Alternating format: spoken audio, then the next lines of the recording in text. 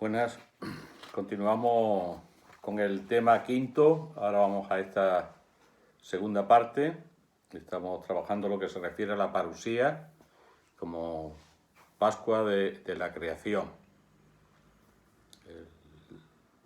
La parte anterior veíamos todo lo que se refería a la fundamentación bíblica acerca de este concepto de parusía, los datos del Nuevo Testamento y las reflexiones que nos inspiraban de la exégesis bíblica. Hoy, como ya anunciábamos, vamos a ir viendo fundamentación bíblica, después vamos a ver tradición eclesial, lo que se refiere a la patrística, al magisterio, para después dar paso a lo que es la reflexión teológica actual en torno a ese tema, o lo que creemos que hay que recoger y profundizar. Bien, ¿qué decir de cómo se ha considerado, cómo se ha vivido, cómo se ha expresado lo que se refiere a la parusía en la tradición eclesial? De alguna manera, la primera manifestación que tenemos es que nunca ha dejado de estar presente el tema de la parusía en la vida de la Iglesia, en la liturgia, en sus símbolos, en sus credos. Cierto que con una intensidad variable, ¿no? En los comienzos de la Iglesia y en la patrística con una visión, en la Edad Media con otra, y de la Edad Media hasta nuestros días, pues también ha sido otra. Veamos, ¿no?, pasos en esa tradición de la Iglesia que nos pueden iluminar, nos pueden alumbrar cómo se ha ido gestionando, elaborando, viviendo el tema de la parusía en la Iglesia. Si nos vamos a la patrística, bueno, pues nos encontramos como ya en los primeros escritos patrísticos, en la Didaché, por ejemplo, se habla de la venida del Señor en las nubes, ese referente de la apocalíptica de Daniel que se asume en el Nuevo Testamento correspondiéndola, ¿no?, a la imagen de Jesucristo, ¿no? Se habla de esa esperanza, aunque no se utiliza el término técnico de parusía. Si lo utilizan, vemos en el discurso a Diosneto y en el libro del pastor de Hermas, ahí vemos que se utiliza parusía como venida. Pero en algún caso se habla de parusía, venida, por ejemplo en Ignacio de Antioquía se habla como la encarnación, cuando vino encarnado, ¿no? Es decir, se ve más la parusía como venida en esa dimensión de venida, de encarnación. Y Justino también la utiliza en esa dirección. Aunque es el propio Justino el que ya empieza a hablar de las dos venidas. De una primera venida, que se referiría a la dimensión de encarnación de Jesucristo, de una segunda venida que sería gloriosa, sobre las nubes, la de vertiente apocalíptica final, ¿no?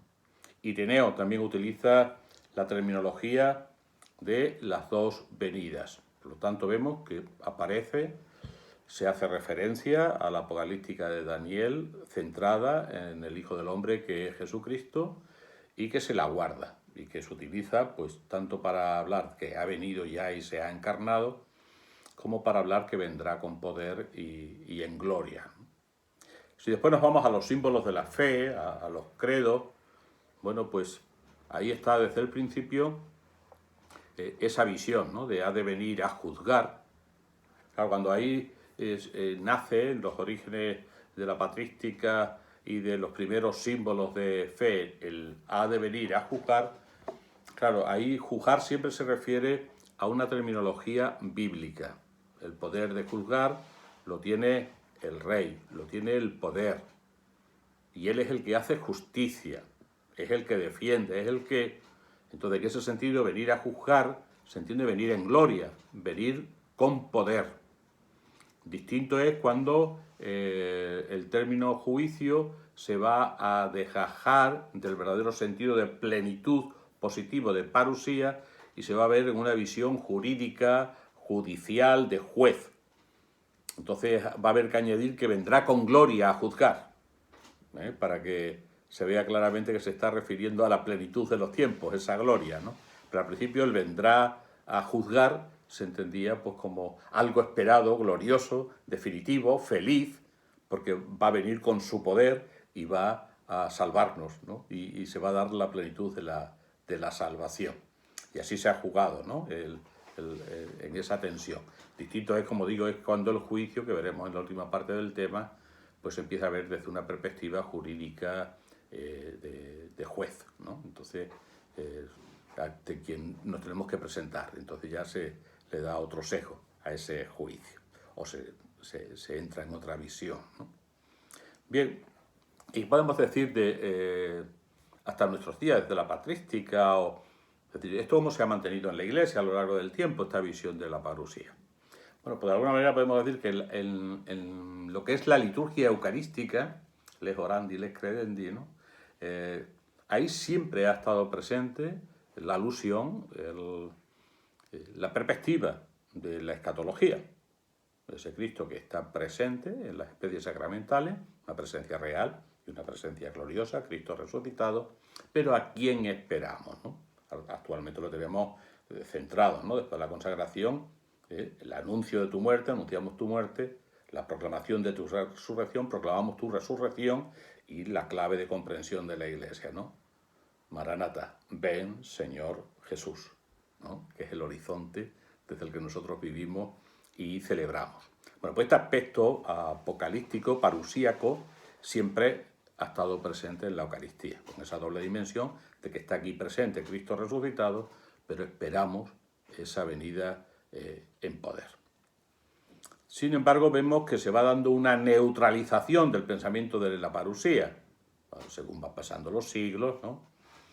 Así ocurre en la Edad Media y de la Edad Media hasta hoy. Es decir, es un tema que se va quedando ahí en un segundo plano y del que no se va dando cuenta. Alguna alusión de tipo rutinario en el magisterio, pero no de una forma central ni desarrollada. ¿No? Hasta el Concilio Vaticano, desde la Edad Media hasta el Concilio Vaticano II, 2 veces se alude a la venida en poder, a la parusía, y se hace eso en un contexto rutinario, no tratándolo específicamente.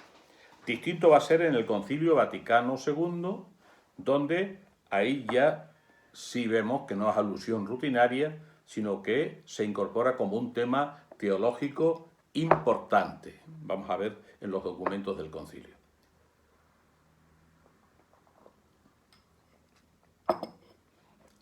En el documento del concilio nos encontramos el Lumen Gentium, en el número 48 y 49, ahí nos encontramos cómo se trata el tema de la escatología con respecto a la Iglesia como un tema central, como un tema central. Precisamente los temas que se tratan ahí, nos los hace aquí, nos los referencia aquí Ruiz de la Peña, dice: los números 48 y 49 recogen dentro de su concisión los más importantes elementos de la doctrina neotestamentaria. La existencia cristiana como vigilancia, la índole triunfal de la venida que se aguarda, y por tanto el temple de expectación gozosa y confiada que conviene a los cristianos. La parusía como planificación de la obra ya ha comenzado, tanto a nivel de los individuos como de la propia comunidad eclesial, que no alcanzará su consumación sino al final de la historia. Y sobre esto volverá después Gaudium et Spes número 39 a incidir con el mismo evento, ¿no? Y en Agentes 9 volveremos a tener también otra alusión de que la Iglesia es una Iglesia para la misión, y esa misión se realiza entre la primera venida y la segunda venida. Es decir, que estamos en tiempos escatológicos. Podemos decir, en este sentido, Sacrosanto Concilio lo hace con respecto a la liturgia, en el número 8 también. Podríamos decir que son como los 4 documentos que hacen referencia, especialmente el eclesiológico y la Constitución Pastoral Gaudium et Spes. Ahí se recoge el tema de la escatología como un tema central y fundamental que estructura el ser y el hacer de la Iglesia y la configuración de nuestra fe y de nuestra vivencia cristiana, como algo que es esencial y transversal de la doctrina cristiana y vivencial, ¿no? Que lo que había estado en el credo como un elemento sobre el que no se había profundizado apenas durante todos los siglos, ahora había que recuperarlo porque en una perspectiva histórica, en una perspectiva actual, en una perspectiva de sentido, era necesario el que la Iglesia hiciera una reflexión profunda del contenido de su esperanza y del modo de construir y vivir esa esperanza. Es decir, de alguna manera se hace ahí o se abre a una teología de la parusía, la necesidad de una teología de la parusía. ¿Qué podemos decir de la teología de la parusía? Pues lo primero que decir es que la Iglesia en su propia identidad tiene la inquietud escatológica. La inquietud escatológica pertenece al ser y a la esencia de la Iglesia. Solo la esperanza de esa parusía le da sentido a la Iglesia. Por eso, en momentos de debilidad, de apagamiento, hemos visto que la teología ha caído en el error eso, ¿no? de ser repetidora sin profundizar en el significado clave de esta inquietud escatológica que pertenecía a ella, ¿no? Cuando, sin embargo, es un tema referencial y último, ¿no? Es decir, claro, no hablar de la escatología, no hablar de la parusía, es romper el horizonte, romper la visión de futuro y de sentido. Más si miramos nuestro mundo de hoy, lo que estamos viviendo ahora mismo, ¿no?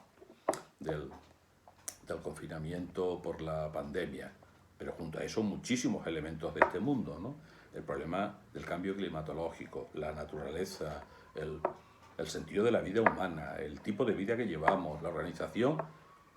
Pues si algo necesita esto es pararnos y decir, bueno, oye, ¿cuál es el sentido de nuestra vida? ¿Hacia dónde nos dirigimos? ¿Qué futuro aguardamos? ¿Qué razón de ser tenemos en medio de esta historia, en medio de esta naturaleza, en medio de todo esto que está ocurriendo? Bueno, pues una sana teología de la parusía sería una gran aportación por parte de los creyentes.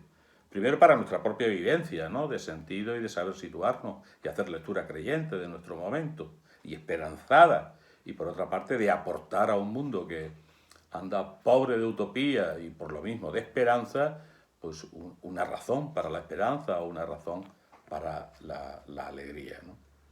¿Cuáles son los elementos claves de una teología de la parusía que entendemos que son fundamentales en orden a la construcción de la vida y del sentido y que consideramos que aporta la escatología cristiana y que lo hace desde este concepto de parusía? Podríamos hablar primero de lo que supone la relación entre parusía y fin de la historia y la comprensión del fin de la historia. Para los cristianos, desde la revelación y nuestra fe, nosotros no estamos en una historia interminable. Nuestra historia la entendemos como un proceso limitado, no como algo indefinido. Esto que parece así una cuestión que siempre hemos tenido presente es de una radicalidad y de una fundamentación tremenda para la comprensión de la realidad. Es decir, nosotros, desde la teología de la creación, descubrimos que la realidad es un proyecto querido y pensado por alguien y fundamentado en el amor. Y que eso es lo que justifica un punto de partida, un alfa. Y que eso ha marcado un punto absoluto. No estamos en el eterno retorno de aquello que siempre fue y que fue eterno. No, nuestra realidad es una realidad que ha tenido comienzo, que ha tenido punto de partida, que ha tenido alfa.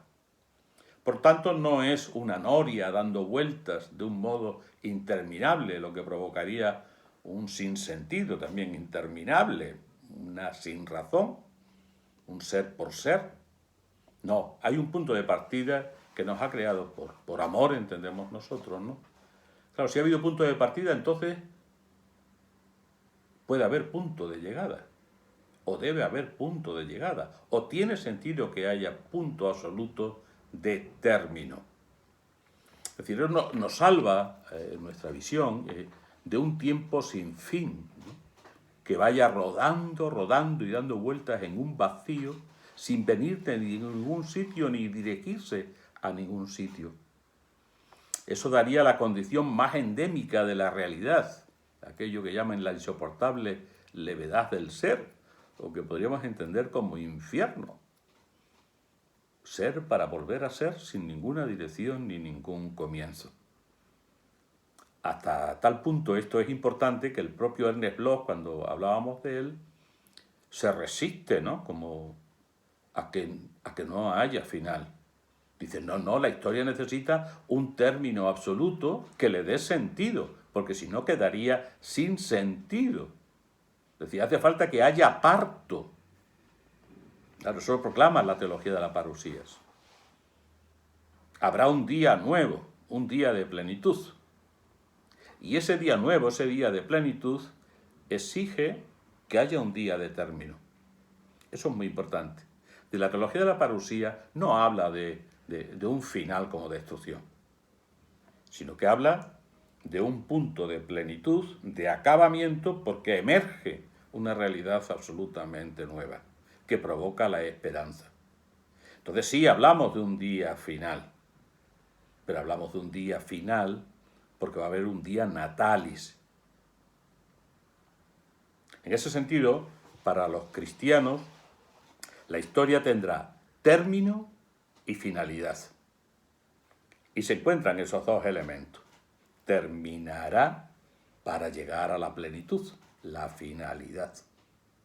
Si eso es así, entonces para nosotros la historia es un proceso. Y en ese proceso estamos para llegar a la plenitud que nosotros consideramos que se va a dar por nuestra incorporación a Cristo glorioso. Bueno, junto a esto ha habido interpretaciones teológicas que flirtean con esta visión del final. En el campo protestante, por ejemplo, está Dodd y Bullman, a través de las escatologías realizadas y consecuentes, bueno, pues ellos hablan de una forma de entender la parusía suavizada. Dodd, por ejemplo, dice, bueno, cada uno tiene su momento de encuentro con Cristo en la individualidad, en su muerte. Cuando nosotros hablamos del término parusía, sería como la colectividad, pero como símbolo de todas esas individualidades, ¿no? Es decir, el contenido central no estaría en la esperanza de esa parusía como elemento total, sino más bien individualidades. O Bullman, ¿no? Que dice, realmente el momento parusíaco, dice él, es cuando cada hombre se encuentra con la palabra de Dios en su interior y se siente salvado. Podríamos decir que cada uno tiene su encuentro y ese no está centrado temporalmente, no, cada uno en su interior. No hay un momento parusíaco temporal que vaya a llegar un momento en el que, no, eso hay que desmitologizarlo, ¿no? Sería como un símbolo mitológico, que hay que entenderlo solo en la relación palabra y yo. O el elemento 2, ¿no? Que dice, esto es algo individual, suma de individualidad. Bueno, claramente esta visión de la parusía tiene algo que siempre es una tentación en la escatología. Una es la individualización de la escatología, hacer de la escatología algo individual, mi yo y Dios y mi salvación. Y por otra parte, la destemporalización o deshistorización de la parusía. Es un elemento interior trascendente de conexión con Dios que no tiene que ver con la historia ni con el proceso de la historia. Por la parte católica también hay un autor, teólogo, Grésac, escatólogo, que él habla de que habría que entender la parusía de una forma como indefinida. Sí, en la parusía hay consumación, pero es una suma de encuentros. Cada persona va muriendo, se va encontrando y se va sumando a esa parusía. Suma de encuentros. Pero esta suma de encuentros entonces plantea un problema. Es decir, ¿tendría final? ¿No tendría final? Sería una connivencia con ese permanecer en el fondo sin fin, un sinfín. Se van juntando muchos fines, pero sin tener un fin total. ¿No sería eso un proceso ad infinitum, que nunca acabaría, ¿no? Hay que salvar, ¿no? Desde la teología de la parusía, ante estos hechos, dice, no podemos caer en un proceso ad infinitum, ¿no? No podemos deshistorizar la escatología, no podemos individualizarla, no. Tenemos que ir a una visión de una parusía que tiene que ver con la realidad histórica, aunque está más allá de ella, porque acaba ese tiempo para llegar a la plenitud. Y ahí lo que está en juego es el sentido de la historia. El que la historia tenga un comienzo y tenga un final, la abre la posibilidad de un verdadero sentido. Es decir, vamos hacia una plenitud. Hay un proyecto con finalidad, está centrado en Jesucristo, y como Jesucristo eso es un proyecto encarnado y resucitado, lo que supone entonces un compromiso histórico. Nuestra esperanza le da sentido a la historia y la llama hacia la plenitud. Y en esa llamada hacia la plenitud, eso implica un compromiso de realismo. Está aconteciendo ahora y espera novedad absoluta. Vivir ahora en la dirección de lo que esperamos, eso es lo que dinamiza nuestra esperanza.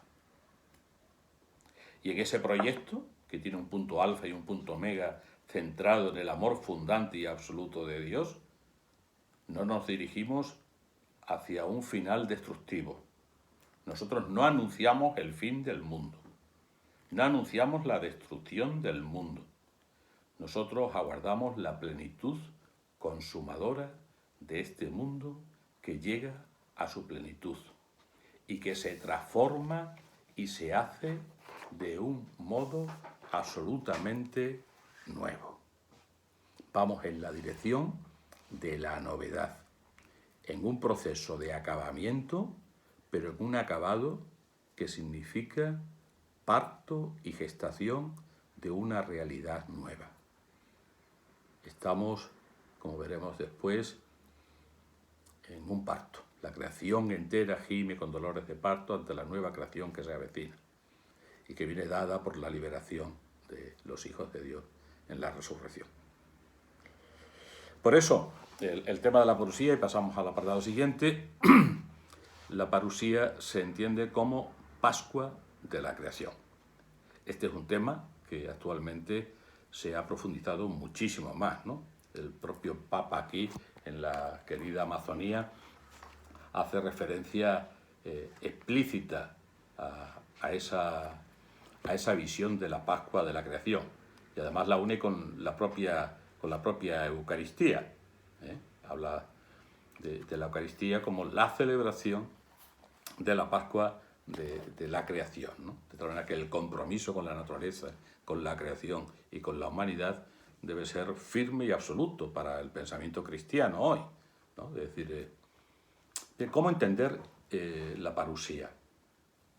Cristo ha resucitado y nosotros esperamos participar de esa resurrección. Se entiende que la parusía es un acontecimiento. ¿Cómo interpretar ese acontecimiento? ¿Qué significa que viene la parusía o que llegamos a la parusía? Hemos visto en el Nuevo Testamento que aparecían términos apocalipsis, epifanía, manifestación. Claramente son conceptos reveladores, ¿no? De que va a emerger lo que ya está ahí. Cristo ha resucitado y nosotros estamos en el Señor y el Señor en nosotros. Y esperamos que se desvele ese Cristo glorioso en medio de nosotros, ¿no? Él está entre nosotros, pero ahora está sacramentalmente, decimos, y está también comunitariamente, donde hay 2 o 3 reunidos en mi nombre, haced esto en memoria mía. Claro, eso tenemos que tener cuidado de romper una visión que a veces tenemos, ¿no? Porque a veces tenemos la visión de que Cristo vino y se encarnó, murió, resucitó y se fue, que el resucitado se ha ido y que ahora no está con nosotros, y que estamos esperando que vuelva a venir. No, es decir, la visión creyente y lo que fundamenta la escatología y la parusía no es el sentido, veámoslo, ¿no? Cristo no se ha marchado. Nosotros no estamos esperando un retorno. La presencia de Cristo resucitado es real en el mundo. Nosotros creemos en la presencia real de Cristo en la Eucaristía y nosotros creemos en la acción diaria del Espíritu de Cristo resucitado en la historia y en la comunidad. En ese sentido, para nosotros no hay, algún teólogo así lo afirma, no hay 2 venidas. Hablamos del lenguaje de las 2 venidas, pero interpretado teológicamente. Cristo ha venido una vez y no se vuelve a ir, se ha encarnado y esa encarnación es para siempre. No se ha revestido de hombre no. Esa conexión con la humanidad y con el mundo ya es radical. Pero esa forma de relación de venida tiene 3 momentos, 3 dimensiones que nosotros descubrimos. Una es la entrada entre nosotros en la historia y en la creación, que ahí se da en condición de siervo, lo veíamos, ¿no? Cuando se aplica al Hijo del Hombre como siervo. Uno de tantos, despojado de su rango, llegando incluso hasta la muerte, y una muerte de cruz. Pero ese siervo que ha sido crucificado, ha resucitado. Y ahora está entre nosotros como un siervo glorificado. Cristo resucitado está entre nosotros. ¿Y qué esperamos nosotros? Esperamos que este Cristo que está sacramentalmente, que está comunitariamente, se desvele plenamente. Llegue un momento parusíaco en que se desvele este encuentro radical y esta presencia total de Cristo entre nosotros y de nosotros en Él. Que se dé la totalidad de Cristo en nosotros y nosotros entremos en el Cristo total como parte de Él, resucitada. Y aquí entra un elemento, que es toda la creación. Es decir, nosotros estamos aguardando el cumplimiento definitivo de la promesa y de la esperanza.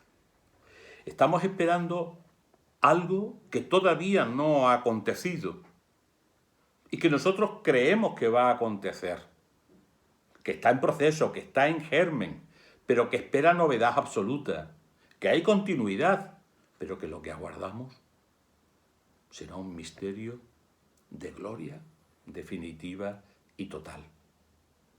En ese sentido, parusía está conectada con las claves, ¿no?, neotestamentarias de nuestra esperanza. La resurrección de los muertos. Parusía es resurrección de los muertos, de la humanidad. Pero por lo mismo, parusía es nueva creación. Así aparecen los textos. Aguardamos la nueva creación, cielo nuevo, tierra nueva, ¿no? Y paralelo a la resurrección y a la nueva creación es la vida eterna. Nosotros aguardamos, como dice 1 Corintios 15, 20, la resurrección de los que somos de Cristo. Ya somos de Él y estamos en Cristo resucitado. Aguardamos nuestra resurrección en Él, ser resucitado de una forma definitiva en Él. O como dice Colosenses 3, 4, y apareceremos gloriosos con Cristo. Llegará ese momento de aparecer gloriosos con Él. O vemos como Romanos 8, 19, 23, ese texto, ¿no? Habla de la resurrección y la transformación cósmica. La creación entera gime con dolores de parto ante la nueva creación que se avecina. Y eso es aguardando la resurrección de los muertos. Unida a esa resurrección de los muertos estará la nueva creación que participa de toda esa realidad, ¿no? Por lo tanto, en ese sentido, aguardamos la parusía como el momento en que se revelará la realeza de Cristo que ya está ejerciendo entre nosotros. pero también donde se consumará la obra. Se hará novedad total y definitiva. Y eso será por la venida de Cristo con su poder.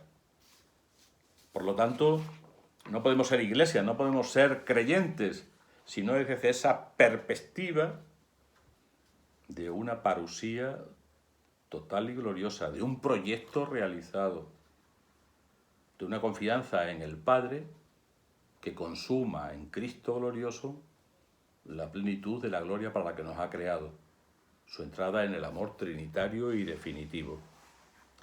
Por lo tanto, lo que nosotros creemos no es que alguien vaya a venir en ese sentido, sino que Cristo resucitado, desde la entraña de la historia en la que está glorioso, nos va llevando hacia su plenitud y su consumación. Y nosotros estamos caminando y aguardando esa promesa. Anunciamos tu muerte, proclamamos tu resurrección. Maránata, ven Señor Jesús. Ese Maránata es que toda la creación llegue a su plenitud, que estamos aguardando la novedad. En ese sentido, la parusía es Pascua de la creación entera. Entonces, de lo que nosotros hablamos en parusía es del acceso, de la llegada nuestra con Cristo, incorporados a Él, a la plenitud gloriosa. Seremos en Cristo y entonces Cristo será total, incorporándonos a nosotros. A Él no le falta nada. Él no tiene eschatón, no está esperando un momento. Él es el momento. Él es la gloria. Él es el resucitado. Nosotros somos los que tenemos un eschatón con Él. Y estamos aguardando ese momento definitivo, cuando nosotros participaremos ya de su gloria definitiva. Él ya es plenitud, a Él no le falta nada, pero Él se completará en nosotros, y entonces nosotros nos glorificaremos en Él. Preciosa, ¿no? Como culmina la plegaria eucarística, en sentido escatológico, por Cristo, con Él y en Él. A ti, Dios Padre Omnipotente, en la unidad del Espíritu Santo, todo honor y toda gloria. Nosotros, toda la humanidad, con toda la creación, nos dirigimos al Padre, por Cristo, con Él y en Él, a ti Dios Padre Omnipotente. Hacia ti vamos. Eso es lo que hace el sacerdote con mayor expresión de la plegaria eucarística, que representa a toda la humanidad y a toda la creación, que estamos aguardando ese encuentro en el que seremos absolutamente nuevos. Claro, para hablar de ese momento definitivo, nuevo, claro, es un lenguaje misterioso, trascendente. Estamos hablando de algo que nos supera totalmente. Será algo absolutamente nuevo y comenzará en un día último de esta historia. Para hablar de ese momento último y de ese paso o de ese parto, el lenguaje representativo que tenemos que utilizar para lo trascendente, pues se nos hace difícil. Tenemos pobres recursos. Eso es indescriptible, no es imaginable. Entonces, cuando nosotros vemos en los textos que me preguntáis, ¿no?, neotestamentarios y la alusión al fin, y se utilizan unas imágenes, ¿no? Dice, pues habrá tempestades, habrá epidemias, habrá tal, habrá... Bueno, esos elementos se han dado siempre en la historia. ¿Cómo se recogen? Se recogen como un momento que nos da sensación de final, de ultimidad, pero no lo podemos interpretar literalmente, como se hace en las sectas o como a veces se hace desde una perspectiva sectaria, incluso dentro de nuestras espiritualidades, o que si se aparece la Virgen, que se dice fecha, que se dice misterio, que en eso hemos de ser muy cuidadosos, no hacer apocalíptica sectaria. La parusía es algo metahistórico. Nosotros no sabemos describirlo, ni cómo, ni cuándo. No tenemos referente. Los referentes que se dan son de ultimidad. Siempre hay en la historia y en cada época momentos que parecen finales, que parecen de ultimidad. No sabemos cuándo será. Pero todos esos momentos nos recuerdan que nosotros estamos en tensión. Estamos entre un ya, donde Cristo glorioso está entre nosotros, pero donde convivimos con la muerte, con la debilidad, con lo que tiene que acabar, y aguardando un momento en que seamos absolutamente nuevos y como dice el Apocalipsis, ¿no? El primer mar ya ha pasado, el mar ya no existe. Ahora empieza y lo hago todo nuevo, todo transformado, todo planificado, ¿no? En ese sentido, hemos de cuidar mucho, ¿no? Nosotros anunciamos la nueva creación, anunciamos la parusía de la plenitud de la gracia. Y en ese sentido hablamos de un día final de la historia, pero para anunciar el día primero de la resurrección, de la nueva creación, de la vida eterna, de toda esa realidad cristificada por Cristo, con Él y en la plenitud de la gloria, en el corazón del Padre y en el amor definitivo. Bien, pues todo esto que estamos reflexionando, y vamos al último punto, requiere una vivencia. ¿Cómo vivir cristianamente?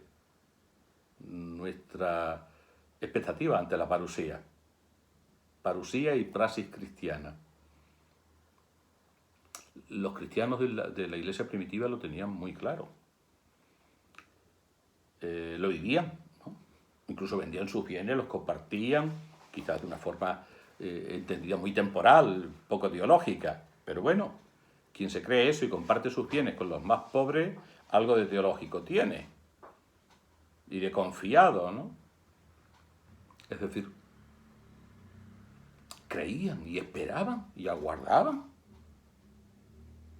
y eso les daba una fuerza tremenda, incluso ante la persecución. Claro, esta espera que era próxima después se va haciendo lejana. Pues no pasa, siglos.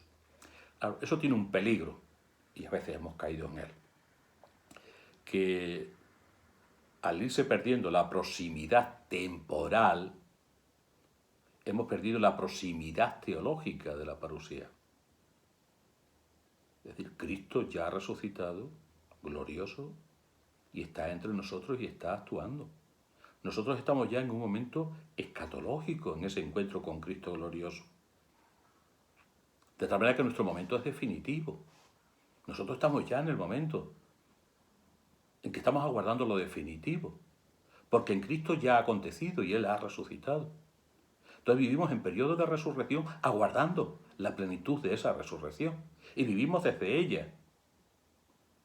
Cuando nos separamos de ese momento y de esa esperanza, entonces empieza la tentación, personal, individual, pero también eclesial y colectiva. Al alejarse temporalmente y dejar que se enfríe teológicamente el deseo de la parusía, pues entonces empieza la instalación. Nos instalamos, se instala la iglesia. Empieza la alianza con los poderes de este mundo, más que con los poderes de Dios. Empieza a autorreferenciarse, a ponerse ella misma la institución como el centro de la fe, o nosotros mismos. Y se ve tentada de poder y de defensa ante el mundo de ese poder. Podemos decir que hay como una clave teológica, ¿no? Dice, cuando hay desatención del futuro escatológico, entonces nos centramos preocupadamente por el futuro intrahistórico. Y en lugar de tener una visión de perspectiva, de plenitud, tenemos perspectivas muy parciales, muy miopes, muy de luces cortas, sin luces largas. Y entonces perdemos la libertad. La parusía, cuando la vivimos, la interiorizamos y vivimos desde Cristo resucitado, si algo tiene es que es liberadora. Hace libres. Porque la esperanza de lo absoluto hace que valoremos lo concreto, lo encarnado, lo diario, desde la esperanza, y que valoremos de otra manera. Es muy distinto hacer de este momento un absoluto a saber vivir este momento preñándolo de absoluto. Vivir en el aquí y el hoy la esperanza de plenitud que tenemos para el mañana. Para hacer de hoy ese cielo esperado. Por eso, ¿qué es vivir la esperanza? Es liberarse. ¿Y cómo nos liberamos? Dice 2 Pedro 3:11, Este texto es precioso y tensional, ¿no? Dice, esperando y acelerando la venida del reino. Esperando, porque es plenitud de Dios, no es construcción nuestra. Pero lo podemos ir acelerando. Si vamos viviendo según lo que esperamos. ¿Qué esperamos?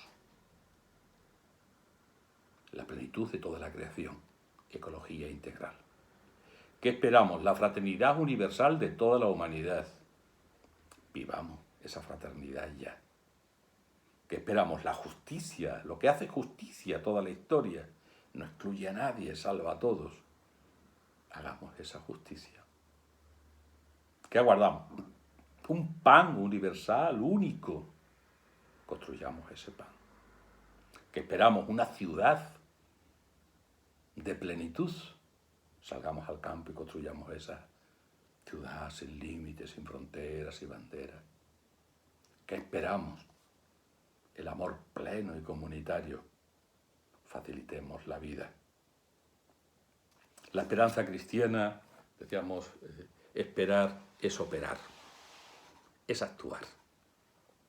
Pero no una actuación revolucionaria por nuestra cuenta.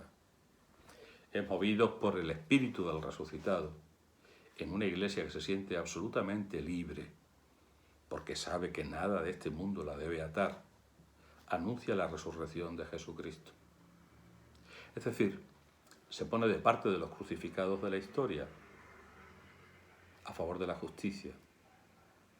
Y desde ahí defiende la naturaleza, defiende la universalidad, defiende la humanidad, pero sobre todo defiende a los débiles, los últimos, y se pone, ¿no?, de parte de los que sufren la catástrofe. Vivir en la parusía es vivir en la esperanza. Alimentarnos de parusía es fundamental. La Eucaristía es el alimento de la parusía y de la nueva creación. Esta perspectiva eucarística, sacramental, del Cristo que ya ha resucitado y está entre nosotros, y que nunca ya se va a separar de nosotros, ni va a permitir que nada nos separe de su amor. Ese mismo es el que aguardamos en una plenitud misteriosa y deslumbrante para todos nosotros. Por eso el juicio nos ha de llevar al compromiso histórico. Venga a nosotros tu reino.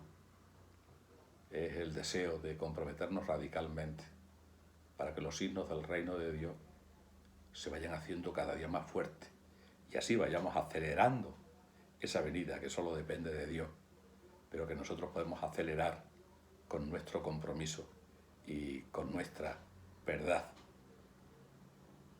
Desde ahí, ser cristiano es con nuestras vidas anunciar la muerte, esa venida de entrega y de siervo, proclamar su resurrección, esa condición gloriosa que dice que el crucificado ha resucitado y está con todos los crucificados de la historia. Y esa esperanza que debe alumbrarnos cada mañana y animarnos aun en el mayor de las pandemias o la mayor crisis personal. Maranatá. Ven, Señor Jesús. Que el Señor nos conceda, termino ya con homilía, que el Señor nos conceda ese Maranatá vivo en nuestras vidas y que cada vez que lo hacemos en la Eucaristía se renueve nuestra esperanza de resurrección y de nueva creación y el deseo de la parusía para que no se duerma en nosotros y no seamos como aquellas vírgenes necias que no supieron gozar del momento de la llegada del amor definitivo y último. ¡Ánimo!